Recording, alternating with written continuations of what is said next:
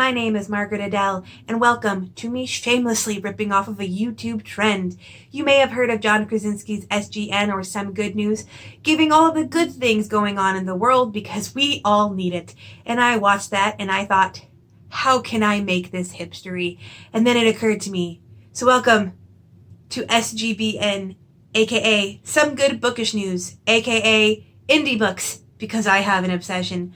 I went trolling through Twitter through the indie author tags, looking for all the good news I could. Now, I don't have too many to share today, as this is a pilot episode and I'm kind of dipping my toe in, but if you have some good news you would like to share, please let me know. I will have my contact info down in the link below, or in the description below.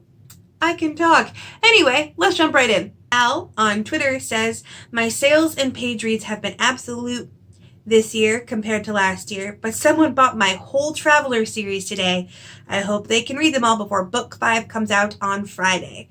And Traveler series, as I have come to know through trolling their Twitter feed, is essentially very queer and very dystopian. And considering my love of Deal with the Devil by Kit Rocha, I may have to check that out. And Al, if you're watching this, please give me a heads up. Did they buy book 5? Don't leave me in suspense.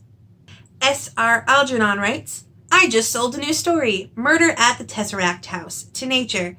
I enjoyed writing it and I can't wait to see the artwork they create for it. To which I say, given that title, I would have to assume that the artwork is going to be something like bloody and confusing. And I, for one, am here for it. David Comer knows that sometimes the hardest part about the whole process is just starting it. So he writes, I started writing again for the first time in a year. And as someone who has gone on some fairly long dry spells, I can appreciate how hard it is to dip your toe back into the pool, especially during this time when creative outlets seem to be shriveling up under the stress. So good on you, David, for getting back into it. I have read one of his short stories and I definitely enjoyed it, so I hope he can keep it up and give us even more great content. Michael L. Tucker writes, I finished the initial draft of my next novel. Super pumped. But you know, Michael, this is a double-edged sword. It is a fantastic thing to write the end on a novel for the first time. And then you enter the hellscape of editing. We will all pray for you, Michael. Cassandra Clare says, I feel like there should be more ceremony involved with this, but I have a cover. And well, I can't provide too much ceremony here. But let me try. All right, ready? Abracadabra. Here is The Chalice and the Crown, a YA fantasy all about a ballerina that gets mind kidnapped and transported to an alternate dimension where she is a slave and might also be joining an underground rebellion, but we're not sure. I actually got an ARC off of Booksprout, and you can too. There are actually still some copies left. Check out the link in the description below. Jessica Turnbull says, I can't believe by Tuesday I'll have self-published 2 books. When I first started writing, I never thought I would make it this far. A big thank you to everyone who supported me or bought my books. Now, some trolling on her Twitter feed, and my notes, says that her books are Venom and Earth, the second in the Elemental Dragons series. And later on, she also wrote, but I forgot to screenshot, that she is working on finishing up the 3rd, which would be a first full trilogy. Absolutely fantastic. Congratulations, Jessica. I hope that everyone loves your trilogy. I might buy the first one, but then again, I've just been buying a lot of books lately. Leela Mina has some good news. She writes, in March, Temper Difference, the first in her trilogy, hit the top 30 of paid books in the LGBT action-adventure category on Amazon. A few weeks before, it hit number 1 in the unpaid category of bisexual romance. As an indie author, I'm proud of this achievement, and you know that it's not for everyone. And yes, I do know, because I reviewed this book, and I had never read a romance novel that had a fisting scene in it. That was a lot. But I absolutely love that trilogy. Although I haven't finished the 3rd book, it is on my list. It should be coming up here soon. But I love that it has charted. It is a lovely interracial romance with polyamorous and bisexuals. Yuki is the bisexual I dream of being when I grow up. So fantastic job. Congratulations, Leela. This trilogy totally deserves it. Sean Aries writes, I recently made it into the top 50 dark fantasy category books on Amazon and top 100 epic fantasy category.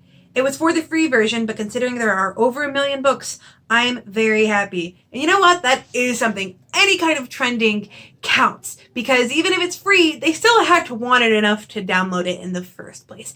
And some of those free books can translate into sales. I, for one, love BookBub. I downloaded a ton of books for free, and then I end up binge reading the entire series in 1 month, like I might be doing right now with a Shifter paranormal romance series, but that's neither here nor there. It could turn into sales later, and I'm super happy for you. And this book in particular is called Red Moon, again, by Aries. Feel free to check out any book you hear about in this video. Scott Johnson writes, as of today, there are 68 libraries worldwide with copies of Shy Grove in them. The furthest away, New Zealand, which is fantastic. As someone who has actively tried to get books in her local library, indie books, I know that it is kind of an uphill battle and you kind of got to work at it. So to have it in 60 books across the world, including some as far away as New Zealand, is absolutely fantastic. And also, his Twitter profile kind of scares me a little. Moving on. Last but not least, I wanted to end with something a little bit sentimental and uplifting in the everything times. So Victoria Grace writes, writing community. What a wonderful community of writers. I'm so overwhelmed. During this time of social isolation, I have connected with more writers than ever before, read some fab indie books and blog posts, and I've been motivated to keep writing. Stay safe and keep well. And in reality, if any community online is prepared to weather this social isolation, it is the indie author community. It is absolutely fantastic. I have been somewhat an honorary member, despite never having published any indie books, but I am a gigantic indie reader, and I am so happy that we can band together to go through what are the weirdest times of this century so far.